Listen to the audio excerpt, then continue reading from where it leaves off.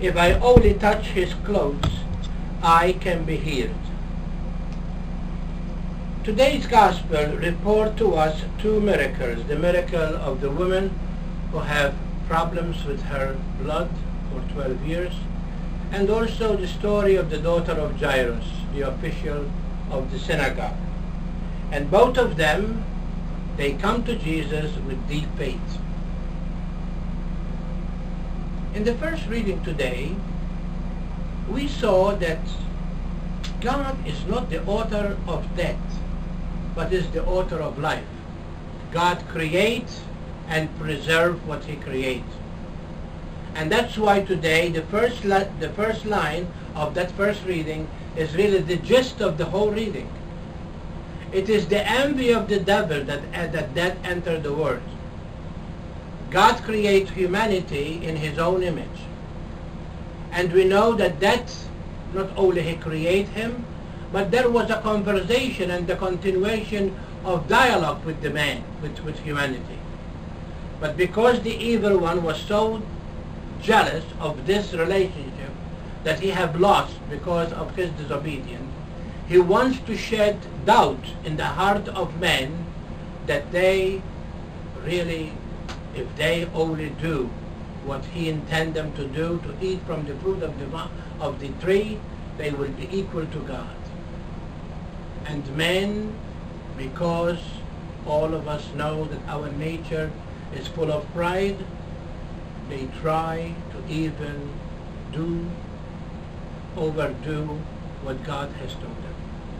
And because of that, sin entered the world because our nature now is inflicted with death. In the gospel today we find again two occasions of where Jesus is going to reflect that he is the author of life. The woman in the crowd said to herself, if I only touch his gown, I can be healed. And that she approached him, even with her frightenedness that she has, and all of a sudden she felt this relief. Jesus wants to recognize the woman, and because he asked, who is she, or who have touched me, we see that this woman, now out of fear, came to him and said that she has done so. Daughter, your faith has healed you. Go now in peace. At that very moment, the servants of Jairus arrived from the house and announced to Jairus that his daughter had just passed.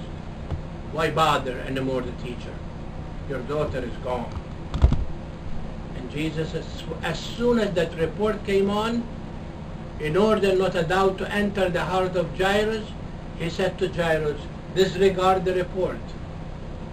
And with him and the other disciples, he went to the house. As he entered the room, he said to the young girl, Talitha kum, young girl, arise. And the girl stood up and began to walk around, and Jesus said, give her something to eat. And there is the mystery of God with the ministry of the church.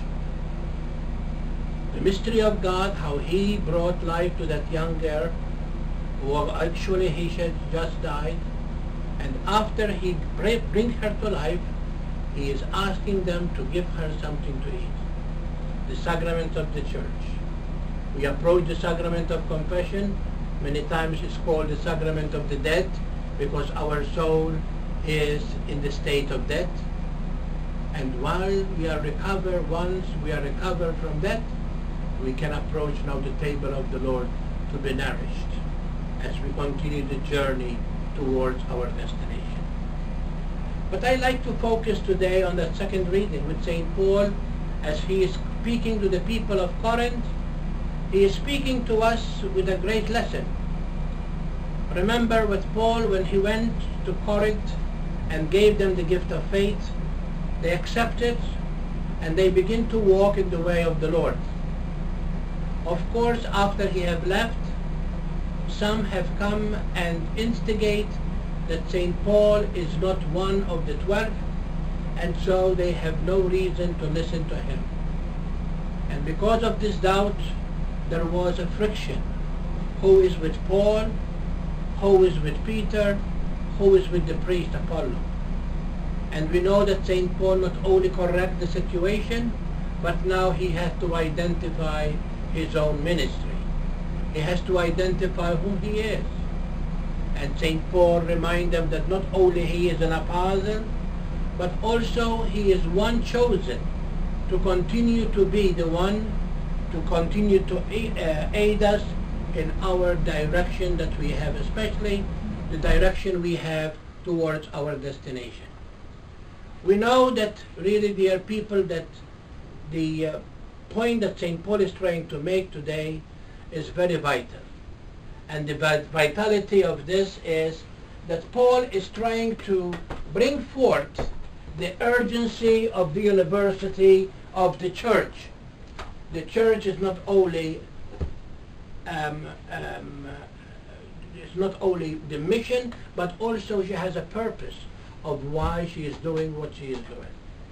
And St. Paul has asked them to take a collection so that they will send it to Jerusalem so that they will help them in their needs that they have towards the famine that struck them.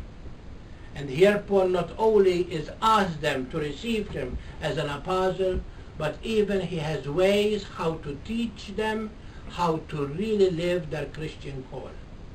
That where they have the supply, they will supply for others, and when others have some more, they will supply for them, so that they will have equality. It's not what the first early church did when they start the mission, that really we bring them together, and was the envy of those who look at them. Look how much they love each other. Look how much they care for each other. And to love and to care for each other is really what Christianity is all about. My dear people, as we go to celebration of the Mass today, we pray that Jesus, who is the author, the God who is the author of life, will continue to instill in us the care, not only for ourselves, but even for others. And may what we saw in the miracles of the gospel today will be for us a sign of what Jesus indicates for us. We need to have faith. We need to have persistence. We need to be people who really know that this is not something that we are doing because, but we know that because he is the divine Son of God, we believe that he is the Son of God, can do this for us. And we believe that what he has accomplished in those two miracles will be for us a lesson, not to give up, even in front of the impossibility. But we continue to believe that he who creates us, he who loves us, will never leave us alone, but always care for us and give us the courage we need to become more aware that he is with us and he will never abandon what he has created. God bless you.